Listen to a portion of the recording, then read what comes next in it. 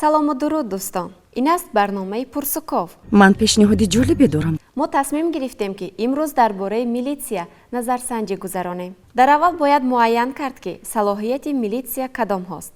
мақомоти милитсия ҳамчун мақомоти ҳифзи ҳуқуқ аз лаҳзаи таъсисёбиаш ҳамчун мақомоти салоҳиятдор, ҳамчун мақомоте ки ба он мардум эътимод дорад, боварӣ дорад, худро муаррифӣ кардааст.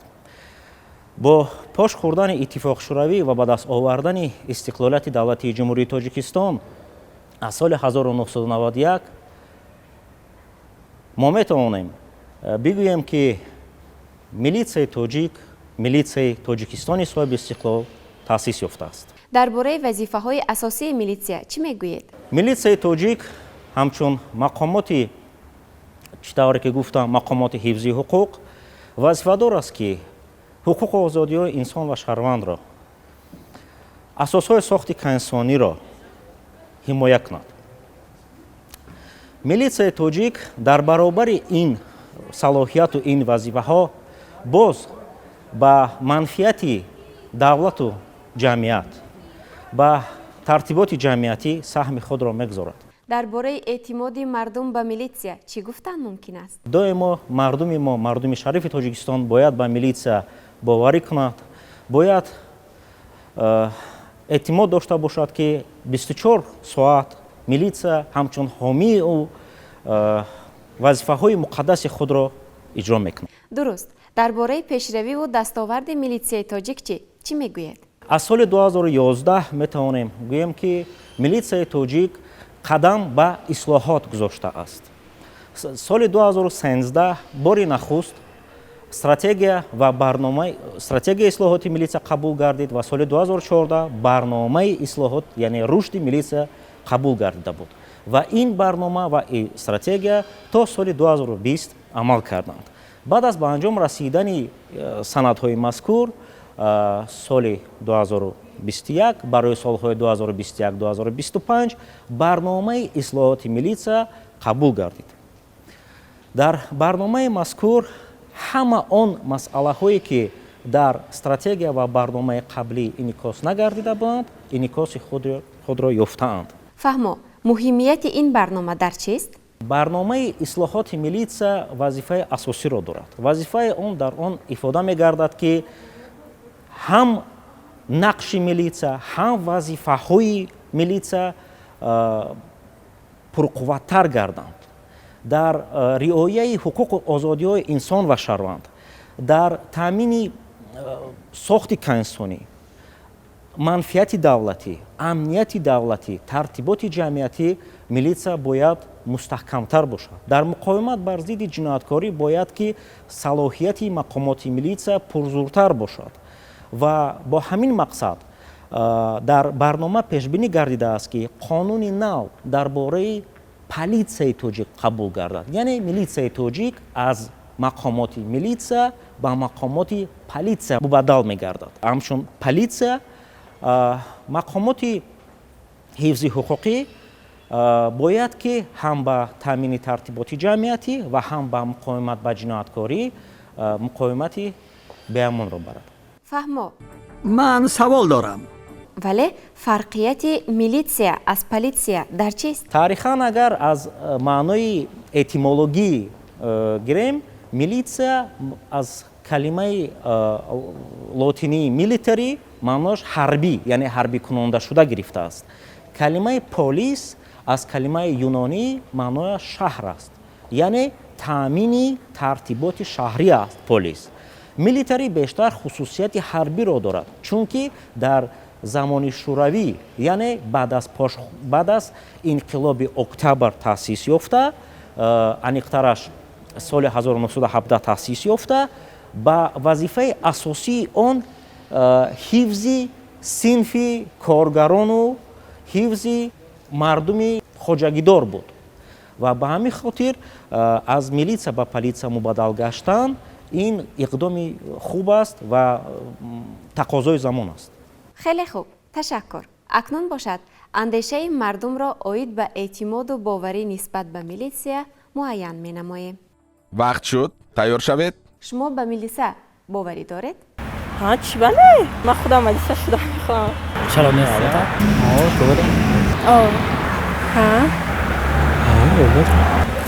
البته خیر یگان مشکلی ندارد. البته یا نباشه که حمایه میکنه. اما دا باور میکنه ما همه با میلیسا بله به میلیسا. بله چرا باور نداشتم بله ها خب باوری دارم آدمان چیکار کردنشان را میدانند. لطفاً میگفتید که چرا باور دارید. خیلی مدرسه ما را حمایه میکنه هر گونه خطر از هر گونه دشمنان خب همچنین نوادگر ما را استفاده بده نوادگر دولت میباشن چرا باور نمیشه چونکه محض توسط میلیسا بسیار جنایتکارها دستگیری کرده میشوند، بسیار تا در تلویزیون ها نشان داده میشوند و به همین خاطر ما هم باوری داریم. چون که خیلی که در همه تلویزیون‌ها که یگان شخص برای اینکه مراجعت دارن که در کار برای اینکه نیاز دارد اولا اونها با همه مقامات حفظ حقوق که مراجعت میکنند برای اینکه کارمندان دولتی میباشند برای همون باور دارم تمام قانون ها رو میدونم. شبهه نکنید. میلیسا برای تنجی و آبادی وطن و ملت ما خدمت میکنه. اگر جنایت کردیم یعنی چون که همه چیز از روی قانون پیدا تمام میکنن. برای که حمایه میکنن. دولت که دونیست значит به منفیت نمیماند. میلیسا اهمیت نگاه میکنه یک چی رو میگم اگر همین روز همین میلیساها نباشند یک بی‌ترتیبی های بی‌نهایت زیاد هم گویم سر میزنند از هر جهت. من فکر میکنم که جهت مثبت آنها همین است که ترتیبات جمعیتی را در یک مرام نگاه میدارند که این بهترین چیز است، بهترین نعمت است که ما قدم میگذاریم مثلا به ترس و به هراس. چون که در عائله ما نیز میلیسا هست چون که میبینم با چشم خودم آنها رو میبینم در راه ها باور دارم. مایلت اگر که اگر میلیسا نظارت نبرد همه چی کاری که از دستش میوید همون رو میکند. اگر میبینیم که دقیقی را میلیسا ها هستن نظارت میکنند راننده ها را نظارت میبرن از بالای ما. چون که پدر من میلیسا هست برای همین باوری дорам. Ну, потому что было один раз такое, то, что один мальчик ко мне приставал на дороге, подходил ко мне и говорил, типа, познакомимся. Я увидела милиционера, попросила помочь, и он мне помог. چرا آنها را حفظ میکنن چرا ما با آنها باوری باید نکرد حالا باشد باز یک سوال جالب داره. من به شما این رو پیشنهاد میکنم. چی را؟ به فکر شما میلیسا باید چگونه باشد؟ پیش از همه باید مناسبتی خوب داشته باشد نسبت اطرافیان نسبت خلق باید همشون نمونه چه بگم نسبت جامعه باید خوبتر فعالیت خود رو نشون دهد در جامعه باید میلیسانی که با شخص با جامعه غمخوار باشد یعنی که در فکری پیشرفت خلق و وطن خودت باشد یعنی که غمخوار خلق باشد. میلیسا باید وقتی که یگان کس را دستگیر میکند باید پیش از همه با وی مناسبت خوب رفتار کند و همون شخصی دستگیر شده نیز خودش میتواند که همه اون خطاگی هایش را به خوبی میفهمد و آنها را اصلاح مینماید. جدی باشد باید در نزد مردم باید از دیگران فرق نماید با رفتار خود از دیگر شخصیت ها فرق نماید. میلیسا باید اول رحمدل باشد، سختگیر باشد، تنجی و آبادی را باید نگاه کنند. باید مرد عادی باشد. باید رفتارش رفتار در کاری خود استوار باشد، یعنی از روی قانون قاعده تمام همون متدهایی که تمام همون میلیسا میدونن باید دانند. نمونه حلال کار این خیلش هست. میلیسا باید مثل آموزگار اون هم خوبسار باشد چنان که اون در جمعیت کار میکنند. این چونی زندگی ما در دست آنها میباشد، اونها امنیت ما میباشد. بسیارتر میلیسا باید خوبسار باشد، با فهم باشد و در کار خودش دلیر باشد. میلیسا نگونه باشه در خلق خدمت کنه. کارمند حفظ حقوق بودن این معنی اون ندارد که فقط دستگیر نمایی یک کس را فهمانده دادن درست فهمانده دادن مثلا قاعده های مثلا بگیم در راه باشد خود در قاعده های مثلا بودو باش در جای های جمعیتی باشد این وظیفه آنهاست که سر اول بفهمانند. امیدوارم من بسیار бисёр ман ифтихор дорам аз он шахсои кормандони ҳифзи ҳуқуқ ки ман баъзан вақт худам мебинам онҳо як ба як кас масалан меомӯзонанд ки чӣ тавр бояд дар ҳамон ҳолат масалан вай чӣ тавр бояд рафтор кунад чӣ бо суханҳои хубу хушу лаҳни зебои тоҷикӣ вақте ки агар мо дағал рафторӣ мекунем аллакай ҳамон шахсҳо ҳам дилашон аз ҳамон гӯем ба қавл милисаҳо мемонад. милиса бояд як шахси боадолат, як шахси нотарсу ҷасур, як шахси қонундон ва як шахси ватандӯст бояд бошад. муносибати хуб дошта бошад, хати шаҳрвандон муносибати хуб карда бошад ва яки вазифаи ӯ амин аст ки камбудие ки эҳтиёҷманд аз пеши милиса меравад муроҷиат мекунад ӯ бояд муносибати хуб пайдо карда бошад. милиса бояд муносибати хуб дошта бошад. пеш аз ҳама бояд бо инсон рафтори хуб кунад. Они должны быть хорошими, вежливыми, да. милиса бояд чӣ гуна бошад? бале, чӣ гуна бошад? милиса бояд намунаи дигарон бошад, намунаи ҷавонон. баъд бояд аз рӯи мансаб истифода накунад. аз ҳама аввалинаш ҳамин аст. ту ҳамашро фаҳмидӣ ошно? хеле хуб, аҷиб. боре ба милиса муроҷиат кардаед? бале. ҳозир не. то ҳол ба милиса муроҷиат карда нестем. накардаем.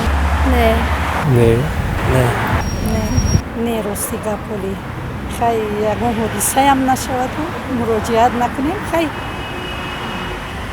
бисёр вақт мебинем хурсанд мешавем ки хай ҳимоя мекунам бо ваёям набошад намешавад. метавонӣ ғам нахӯрӣ. не то ҳозир муроҷиат накардам. ман не бале борҳо акун не бори муроҷиат накардам. не лекин нашудасам хел. не ма муроҷиат накардам. бале муроҷиат кардаги ҳастам. барои чӣ муроҷиат кардед? оиди гум шудани ҳамон вай буд, телефон буд. не чунин ҳодисаҳо ҳоли рух надодааст ки ман ба милиса муроҷиат кунам. хуб, буданд нафароне ки муроҷиат кардаанд, чӣ натиҷа дод? хуб ба наздикӣ ман мефароям ки дар назди хонам мошини ман гузошта шудаасту баллонҳои мошини маро касе ё кафондааст ё холӣ ҳоло намедонам ростига барое ки ҳар 4 баллон мефароям ки вай ҷое ки ман масалан автомобили худро гузоштам онҷо ба ман гуфтанд ки онҷо ҷои дигар кас будааст аммо номи он кас навистагӣ нест ки ман аз куҷо медонам. ман ба милиса хулосига муроҷиат кардам ки мошини маро ба ҳамин ҳол гирифтор карданд. масалан милисаҳо омаданд он шахсро ёфтанд ва гӯем баллонҳои маро таъмир кард ва ман гӯем ризо ҳастам. мароқангез онҳо кӯшиш карданд вале аз сабаби ки ҳамон телефонро вақте ки гум кардам худам боварӣ кардам ки аллакай онро ёфтам ғайри имкон аст. мутаассифем, вале ба ҳар ҳол эҳтиёткор бошед. азизон, мо бовар дорем ки аз ин назарпурсӣ низ хулосаи нек баровардед. инҷо барномаи пурсуков ба анҷом мерасад. бояд қайд кард ки мавзӯи навбатӣ дар бораи рашк мебошад. инро фикр кардан лозим. дӯстони азиз, ҳамеша сиҳатманду саломат бошед.